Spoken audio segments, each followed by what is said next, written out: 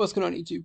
In this tutorial, I'm going to show you how you can see how many different pivot tables are being used off of one data connection. And this is very important because let's just say you have 5 pivot tables that are all based off of one data connection.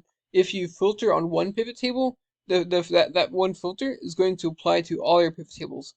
And if you adjust the data connections, like just say it's a SQL query, and you take out a row or a column or something, or you take out a column, then that's going to again apply to all 5 different pivot tables. So to do this, you just want to click into one of the pivot tables that you have, and you then want to go to the data tab. And then under the data tab, under queries and connections, you're going to see a little option called properties. After clicking this, you can say use in, and as you can see, sales by color and sales by region. So we have a table that is being made into 2 pivot tables. One being sales by color and the other being sales by region, and these are both using the same data source.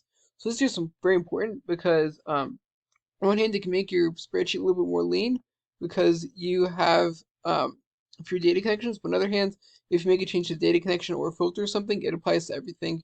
So with that in mind, hope you found this to be helpful. If you did, like, subscribe, comment, and thank you for watching. Have a great day.